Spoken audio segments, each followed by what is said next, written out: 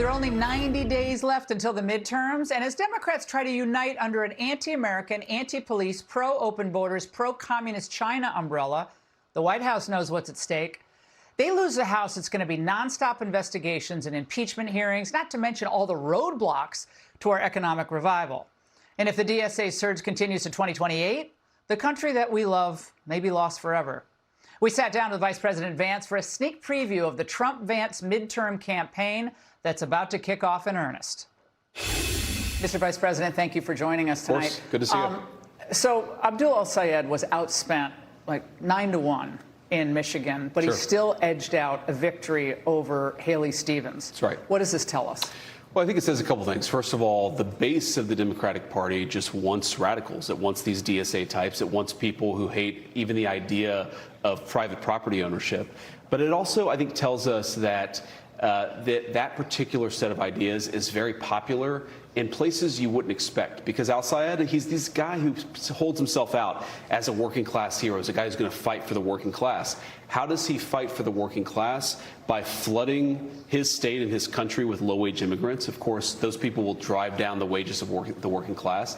And he also doesn't want to do anything to protect the Michigan auto industry. He has fought against the Trump tariffs that have saved the Michigan auto industry. So, interestingly, as much as the media will pull this guy out as a socialist, as a guy who's trying to stand up for the working man, where did he do the best? He did the best among wealthy white liberals and among new immigrants to the United States of America. He basically represents the modern Democratic coalition, which is self-hating white liberals united to people who just came to the country for the first time and don't actually have the sense of appreciation for it that they should. Those are the people who are voting for Al-Sayed. He doesn't have a constituency among the working class he pretends to represent. She won the working class enclaves last night. Exactly. And he actually won the more affluent, more highly educated sections of the state.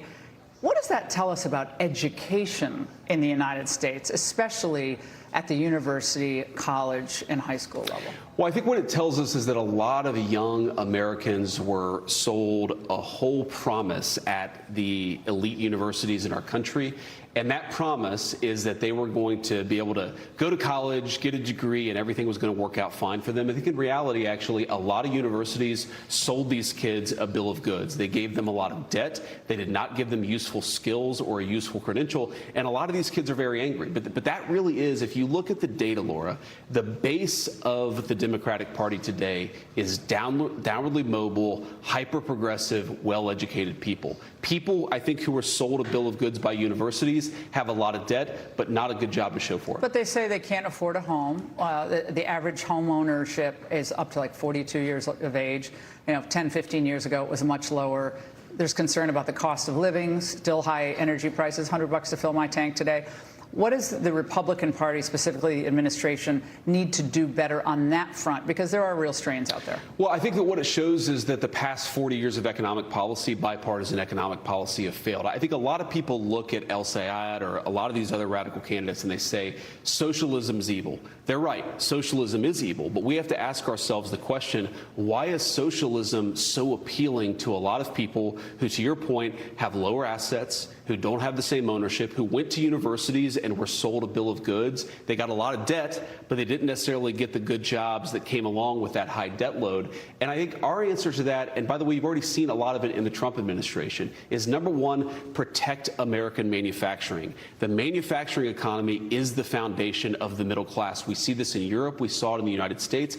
Every country that sells its industrial base to the highest foreign bidder loses its middle class and sees socialism come on the back end. What I think is actually going to happen is these socialist candidates, they've caught the tail end of an economy that wasn't working for most Americans. Unfortunately for them, the Trump economy has made long-term investments in rebuilding that manufacturing base and making America energy independent and actually making it possible to own a home, to have a family, to build the real elements of middle-class life again. The manufacturing numbers that came out this week were unbelievable. The trade deficit cut, exports up. So yes, and that, by the way, Laura, 40 years of bad economic policy, you're not going to fix that in 18 months. But what you're seeing with the president is trillions of dollars of new investment, new factories being built, the manufacturing numbers are coming back in a big way.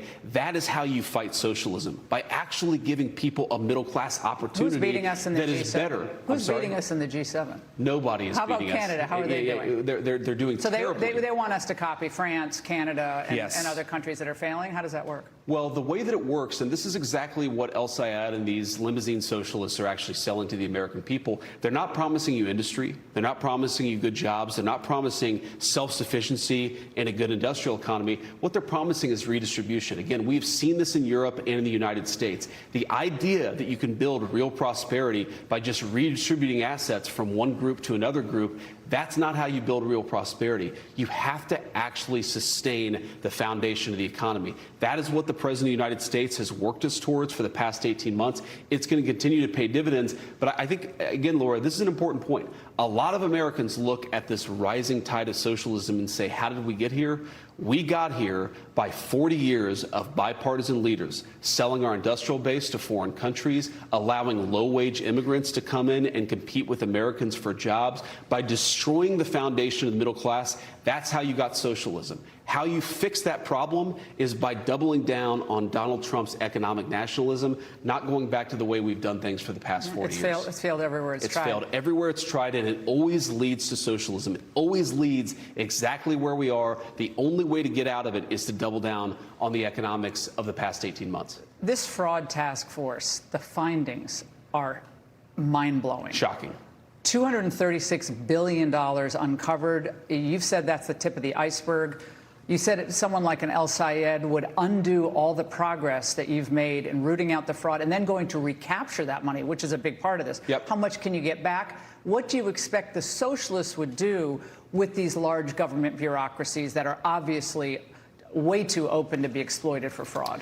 Well, we don't have to guess. They're telling us that they want to fight against our anti-fraud effort. They see our anti-fraud effort as racist or as xenophobic. And my attitude is, I don't care where you came from. I don't care what your name is. If you are committing fraud against the American people, all of us in public leadership should be trying to stop it and try to throw you in prison for enriching yourself off the American taxpayer.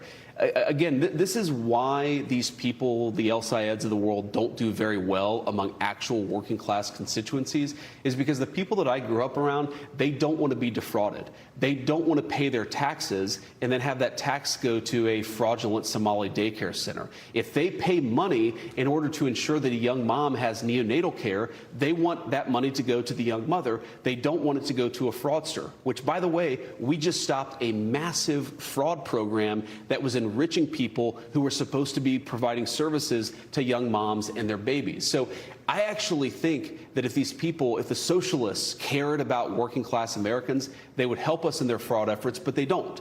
What they actually care about is illegal aliens and allowing illegal aliens to enrich themselves. That has always been the gambit of these limousine socialists. Again, that's why they do well, not among immigrant communities that have assimilated, that are entrepreneurs, that are doing well in the United States of America. They're doing the best among the communities where you see the highest fraud levels, and they're doing the best among affluent white liberals. That is the new fusion of the Democratic Party.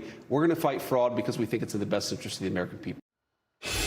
The limousine socialists and the black T-shirts. Coming up, the vice president's message for Sophie Cunningham, plus a surprise guest came to the interview. You'll find out next.